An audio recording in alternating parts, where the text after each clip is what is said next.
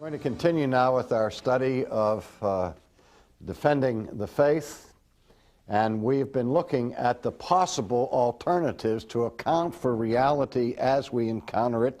And you will recall we listed the four principal arguments to account for the universe as we know it.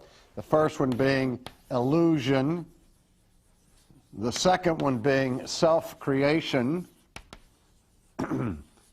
the third was self-existence, and the third was creation by something that is self-existent ultimately.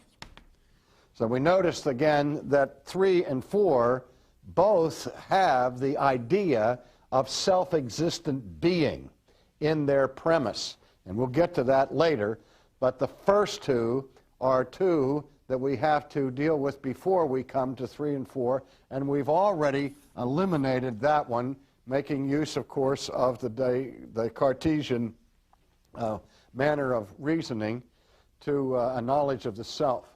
And now we come in our study to the second one, which is not the only alternative that atheists offer to full-bodied theism, but certainly the most frequent alternative proffered by opponents of theism.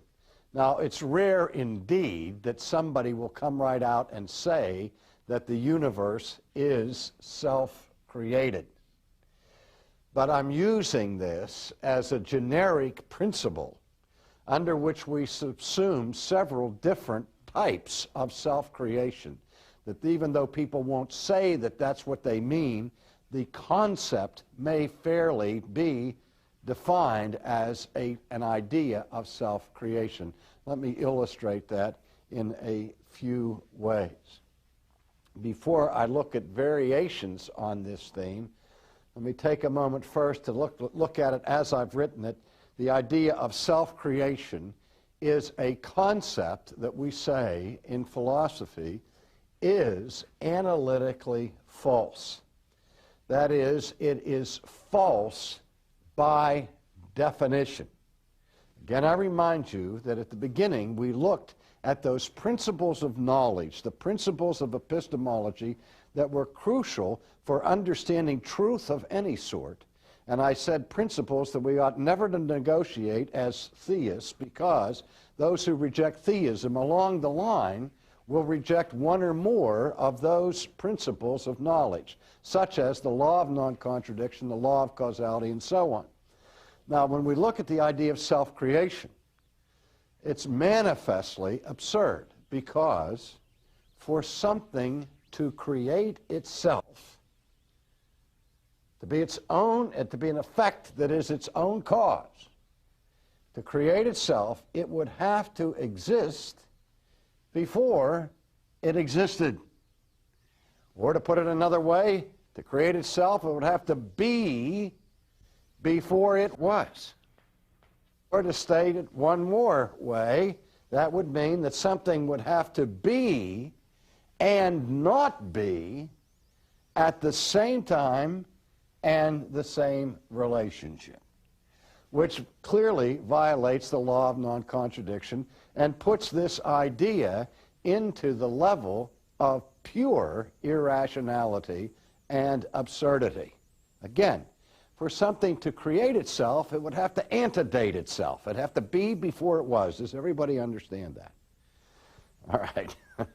So, the idea of self-creation is, by logical analysis, a false premise. Now, let me just, before we continue, make a comparison and contrast between this concept here of self-creation and the concept here in number 3 of self-existence. To say that something is self-existent is to say that it is eternal, and it has the power of being within itself. That is, it's uncreated. Now, rationally, in terms of logic, there is nothing absurd or irrational contained in the idea of self-existence or eternal existence. That is at least, as we will see later in more detail, a rational possibility, because it violates no law of reason, it violates no law of logic to speak of something's being self-existent. But to speak of its being self-created, on the other hand, does violate rationality and the laws of logic, because it violates the law of non-contradiction, as I've just said. So I'm suggesting to you that nothing can be self-created. I think I may have already used the illustration of the two children that were arguing about the origin of things, and one of the little boys said to the other, where did the trees come from? And the boy said, well, God made the trees. Well, where did the grass come from? God made the grass. Well, where did you come from? God made me. Well, then where did God come from? And the profound answer that the little boy gives is that God made himself. That may sound fun, but it is not sound. That is, even God could not make himself, because that would mean that he would have to be before he was. He would have to be and not be at the same time and in the same way. Hamlet understood the options, to be or not to be. I mean, you can't have it both ways at the same time and in the same relationship. Well, again, let's look then at how different theories of self-creation have been articulated in the past.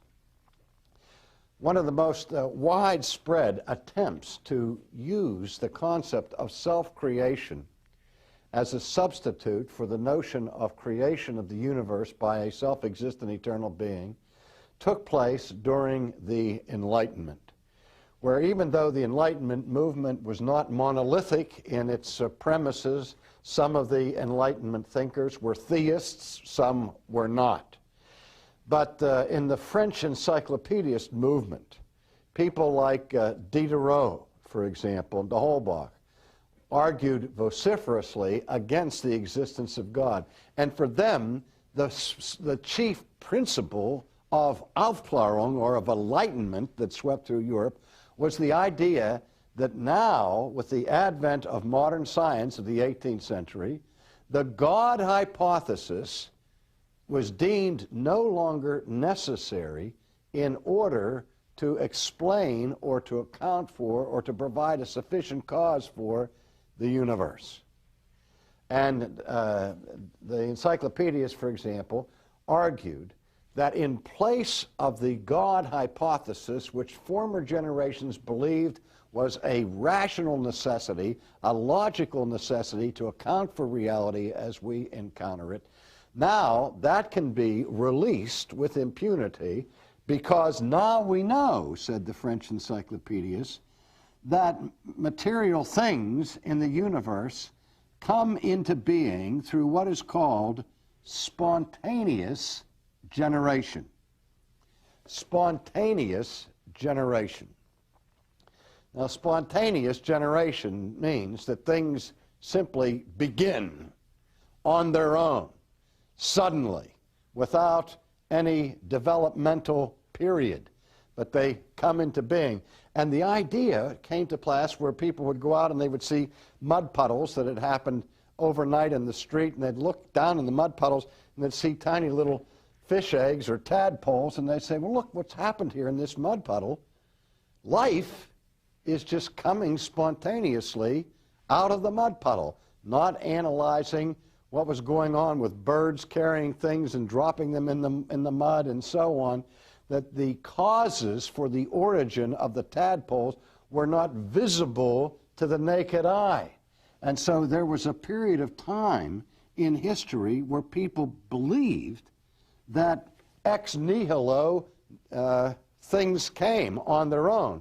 That is, the fundamental law of science was ignored. Ex nihilo nihil fit. Let me write that down. Ex nihilo nihil fit. Out of nothing, nothing comes.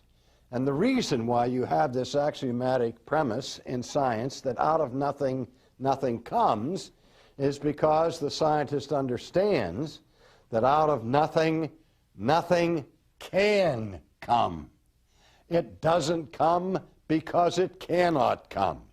Nothing doesn't produce something because nothing cannot produce something. And we'll look at that again more fully in a little while. But this principle was challenged in the Enlightenment with this concept of spontaneous generation. Things just pop into existence on their own. Now, I remember as a young person going to high school, listening to our science professors belittle these former principles of spontaneous generation and telling us that nobody believed in spontaneous generation anymore. I don't think they were quite accurate in their assessment of what people were saying, because there are still widespread pockets of belief in some form of spontaneous generation.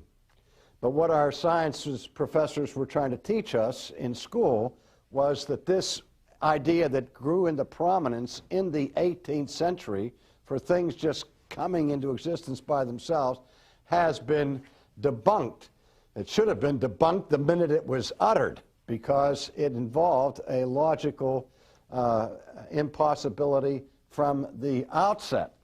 But I remember, to my astonishment, a few years ago, reading an essay written by a a Nobel Prize winning scientist from the West Coast on this concept of spontaneous generation.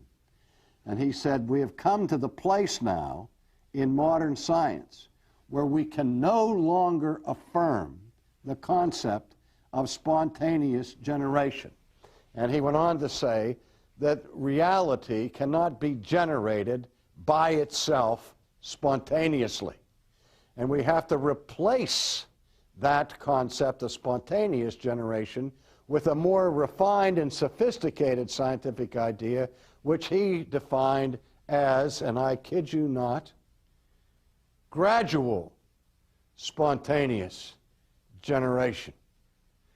And I read that and I laughed, but I said, wait a minute, this man holds a Nobel Prize in science. This is a very learned man here, and he's talking nonsense like this. And sometimes the more learned you are, the easier it is for you to get away with nonsense statements.